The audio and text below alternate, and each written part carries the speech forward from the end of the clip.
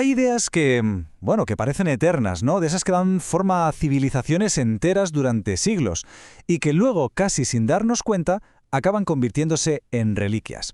Pues hoy vamos a hacer precisamente eso, vamos a explorar la increíble biografía de una de esas ideas, la justicia de Dios, a través de un análisis del libro Justitia Dei, para ofrecer un resumen de su contenido fundamental. Y para este viaje, nuestra guía va a ser la monumental obra de Alister McGrath. Lo más fascinante de este libro es que no intenta darnos la respuesta definitiva. Al contrario, lo que hace es invitarnos a un recorrido para ver cómo esta idea fue moldeada, combatida y, reinventada a lo largo de 2 milenios. En el meollo de toda esta historia milenaria hay una pregunta que ha obsesionado a teólogos, a filósofos y a creyentes. Una pregunta que parece sencilla pero que lo contiene todo. ¿Cómo puede una persona ser considerada justa ante una entidad divina? Este es el punto de partida de todo. Y es que durante siglos esta no era una pregunta más, era la pregunta central del pensamiento cristiano. Y la palabra clave para intentar responderla, el concepto que estuvo en el centro del huracán teológico, fue justificación. Venga, pues vamos al principio. Porque, como pasa con todas las grandes ideas, esto no surgió de la noche a la mañana. Se fue construyendo poco a poco, capa sobre capa, a lo largo de muchísimos siglos y por algunas de las mentes más influyentes de la historia. Aquí tenemos a los primeros arquitectos. Todo arranca con las cartas del apóstol Pablo, que son como la semilla inicial.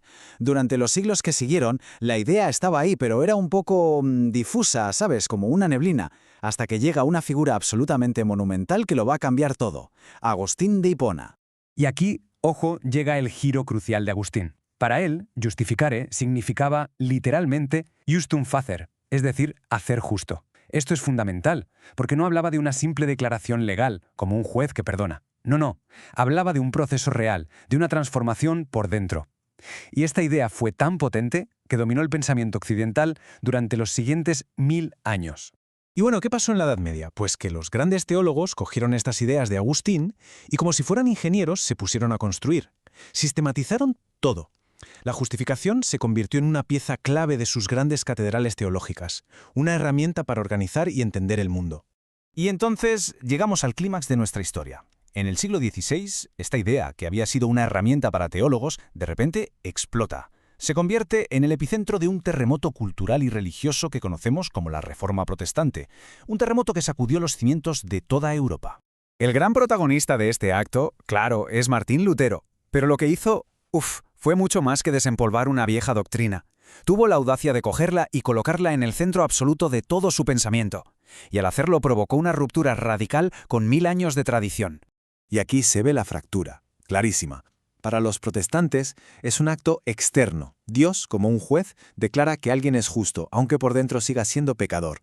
Pero para la visión católica, que se reafirmó en el Concilio de Trento, se mantiene la idea de Agustín. Es una transformación interna, un cambio real en la persona. Son dos formas radicalmente distintas de entender la salvación, y esta diferencia de verdad lo cambió todo.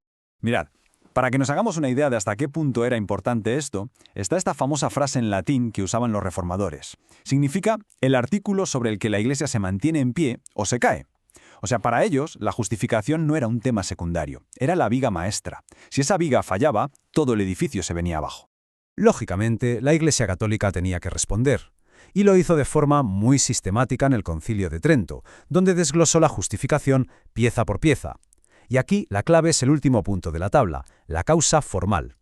Dice que es la justicia de Dios la que realmente nos hace justos, o sea, que reafirma con toda claridad la vieja idea de Agustín. No es solo una declaración, es una transformación real.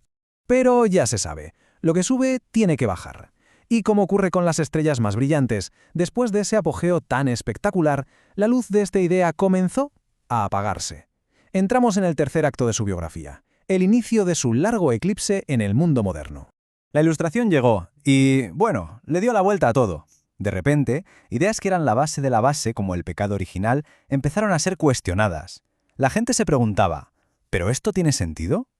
Y claro, sin esos cimientos, todo el edificio doctrinal de la justificación empezó a tambalearse.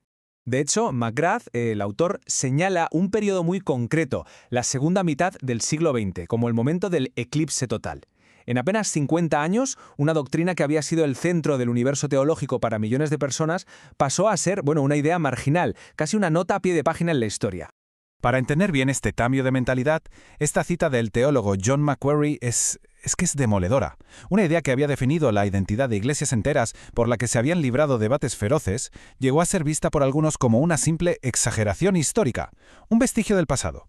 Entonces, a ver, si la idea está en declive, ¿para qué estamos hablando de esto? ¿Es solo historia y ya está? Pues según McGrath, la respuesta es un no rotundo. Entender este viaje de 2000 años sigue siendo crucial hoy en día.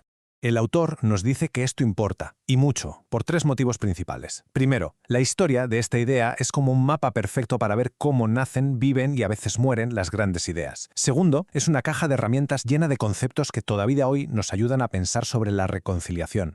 Y tercero, y esto es muy importante, es una hoja de ruta para que las distintas tradiciones cristianas entiendan de dónde vienen sus divisiones y quizás puedan volver a dialogar. Y creo que es fundamental quedarse con esto, que es la propia conclusión del autor. Este análisis no busca decirnos qué debería significar la justificación hoy. Simplemente nos muestra el relato, fascinante y complejo, de las muchas vidas que esta idea ha tenido a lo largo de la historia. Y así el libro nos deja con esta pregunta flotando en el aire.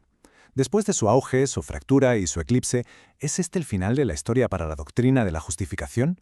¿O es simplemente una idea que aguarda en la sombra esperando las condiciones adecuadas para volver a ocupar el centro del escenario? La historia, al parecer, aún no ha dicho su última palabra.